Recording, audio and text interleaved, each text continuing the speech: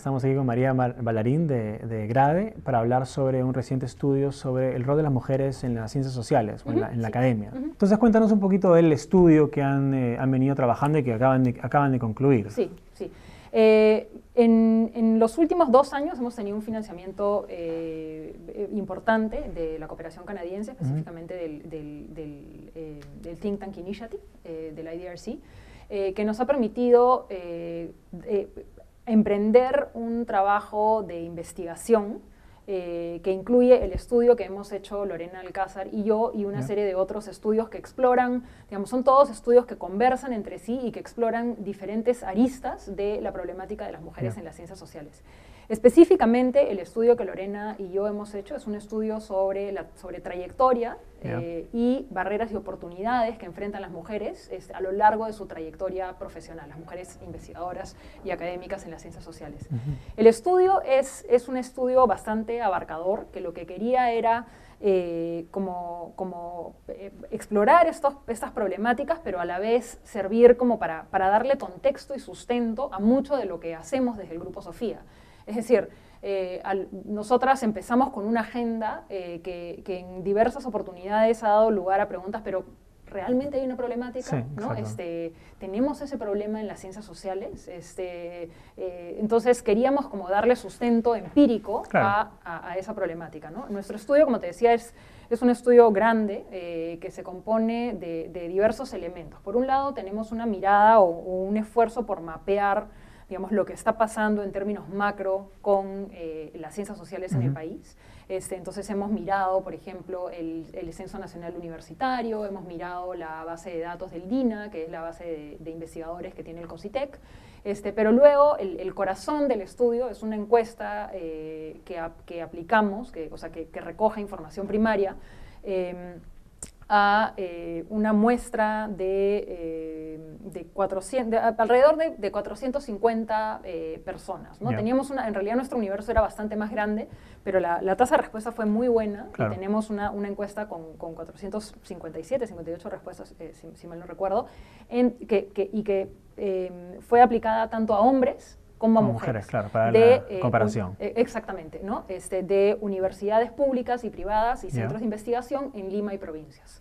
¿Y cuál es el porcentaje más o menos entre Lima y provincias? El porcentaje en provincias, no tengo el dato en la cabeza en este momento, pero es pequeña la participación de provincias, pero sí tenemos un conjunto considerable de respuestas para Lima y provincias. Y sobre todo, creo que lo más interesante es la comparación entre universidades públicas y privadas, donde la representatividad, digamos, es un poco mayor. Claro. ¿No? ¿Y qué encontraron en este estudio? Digamos, ¿cuál es el problema o cuál es la evidencia que buscaban? Sí, lo que encontramos es que hay un claro escenario de subrepresentación de la mujer en los espacios académicos y de investigación.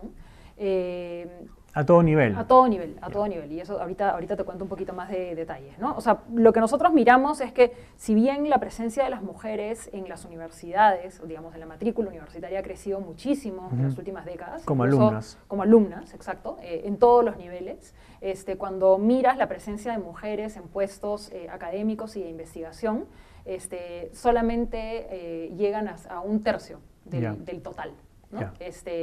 En algunas carreras, o sea, tanto en las universidades como entre los investigadores, las mujeres solamente son 1/3 del total de la población. Digamos, ¿no? ¿Y hay algunas carreras o disciplinas donde sí, la cosa es peor que en hay otras? carreras que son mucho más duras. La carrera de economía, por ejemplo, es una carrera mucho más dura, donde tanto en la academia como en la investigación, las mujeres representan solamente 1/6 de la población. O sea, total. mucho menos que el Muchísimo promedio. menos. Y lo que en nuestro seminario, donde se presentaron una serie de otros estudios, pareciera que una carrera que tiene características más o menos similares a la carrera de economía podría ser la carrera de ciencia política. En los estudios que presentamos incluimos también un estudio que específicamente mira la situación de las mujeres en la carrera de economía, ¿no? Porque nos dimos cuenta que era un área particularmente dura para las mujeres. ¿Y cuál es una carrera donde las mujeres la tienen mejor o digamos, o el balance no es tan, el desbalance no es tan grave? En realidad, en todas, en general, el desbalance es bastante fuerte.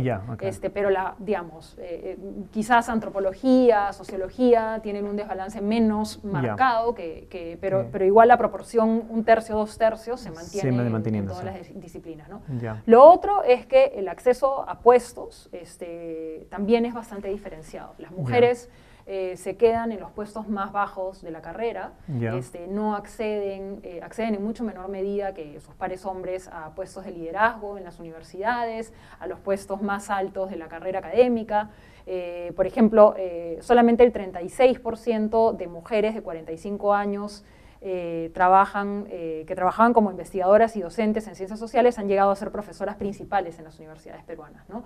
O sea, el acceso a esos puestos como profesoras principales es mucho menor para las mujeres que para los hombres. ¿Y en el caso de los hombres, eso cuánto es más o menos? Los hombres llegan al 54%. O sea, un poco más de la mitad llega a acceder. Exactamente. Y el problema se agudiza en las universidades públicas, donde la mayoría de docentes en los puestos de profesor principal son hombres, ¿no?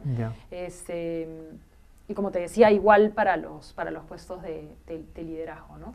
El otro tema también es que en cuanto a salarios, también encontramos diferencias marcadas. Las mujeres están ubicadas mayoritariamente en el rango más bajo de salarios. O sea, en general, los salarios de los académicos e investigadores son muy bajos, ¿no? Y eso es algo de lo que te voy a hablar en un ratito cuando veamos por qué. ¿Por qué se da esta brecha? ¿No? Sí. En general los salarios son muy bajos, pero las mujeres se ubican digamos, del promedio para abajo, mientras que los hombres se ubican del promedio para arriba, ¿no? ¿Y hay una diferencia también igual marcada entre la universidad pública y la universidad privada? Sí. O sea, en la universidad pública las mujeres van a ganar mucho menos que los hombres. Sí. Okay. O sea, en general todos ganan poco, pero en las universidades públicas eso se acentúa. Se acentúa. ¿No? Sí. Y lo otro que fue interesante en el estudio, a partir de la encuesta, es que no encontramos muchas diferencias en cuanto a producción de conocimiento. O sea, las mujeres producen casi tanto como sus pares hombres. Entonces la diferencia no se explica tanto por producción, sino por otros factores, ¿no? Claro. Y un último punto, digamos, teníamos estos temas digamos, la problemática estaba en el acceso a puestos, en el acceso a puestos de liderazgo. En cuanto a salarios, en producción no encontramos tantas diferencias, y donde volvimos a encontrar diferencias marcadas es en la presencia de mujeres en espacios de debate público y mediático. Que es la parte visible, como empezaron un poco a mirar el problema. Entonces ahí hicimos algunas cosas, hicimos un análisis de medios, hicimos un análisis de eventos académicos como parte del estudio, y lo que encontramos es que sobre todo en medios de comunicación la presencia y visibilidad de los hombres duplica a la presencia de las mujeres. Y entonces, ¿qué hacemos al respecto? ¿Cómo podemos reducir estas brechas salariales o estas brechas en acceso a puestos de liderazgo, por ejemplo? Yo creo que algo bien importante, y que es lo que nuestro estudio y los otros estudios que se han producido en el marco del trabajo del Grupo Sofía muestran, es que primero tenemos que entender de dónde vienen esas brechas, ¿no? En el estudio lo que encontramos es que las brechas, digamos, se explican en cierta medida por el contexto nacional y por el contexto institucional desde el cual se da el trabajo académico. El Perú es un país que invierte casi nada en investigación, y en especial, digamos, en los últimos años eso ha mejorado, pero no se invierte en investigación en ciencias sociales. Entonces eso ya te crea un contexto precario, ¿no? Hay recursos limitados. Hay recursos muy limitados, claro. ¿no es cierto? Lo otro es que las instituciones, tanto las instituciones de educación superior, en especial las instituciones de educación superior, no han ejercido una labor apropiada en cuanto a la promoción del trabajo de investigación, ¿no? Y eso es algo que de alguna manera podría empezar a cambiar en el marco de la nueva ley de educación superior, que busca promover el trabajo de investigación, pero en general vivimos o trabajamos los investigadores en un contexto precario. Ese contexto precario afecta tanto a hombres como a mujeres, pero la evidencia nos muestra que para las mujeres eso se profundiza por una serie de razones, digamos, ¿no? Porque en nuestros contextos institucionales no están tan claramente profesionalizados y hay un predominio de lo llamamos mentoría a veces, pero también se le podría llamar padrinazgo, claro. ¿no es cierto? Que suele beneficiar más a hombres que a mujeres.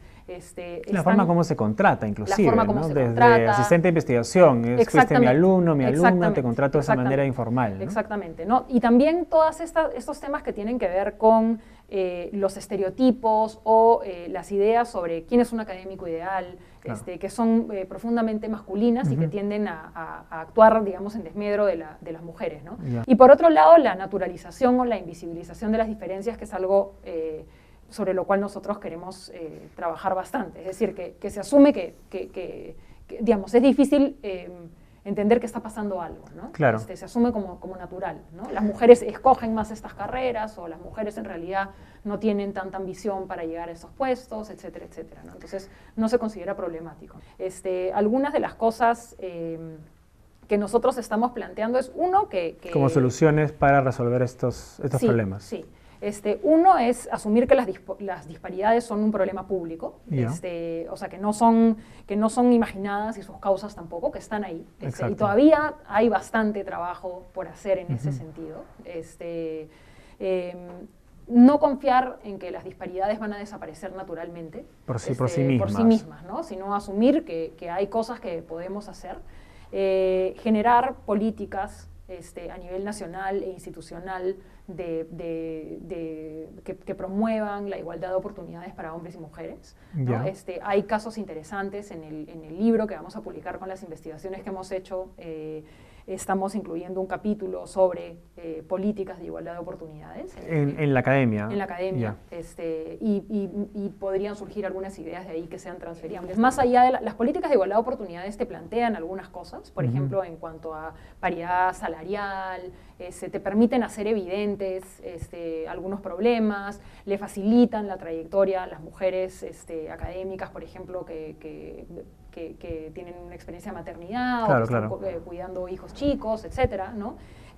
Pero algo que sí nos ha sido como muy evidente es que para acompañar estas cosas es importante generar procesos de reflexión permanente. O sea, en cuanto nos quedemos quietos, nos relajamos probablemente y las cosas van a volver normal, al mismo lugar, ¿no? Entonces hay que fastidiar un poquito, seguir generando información y evidencia sobre la problemática. Gracias, Maya. Sí, de nada. Gracias. A ti.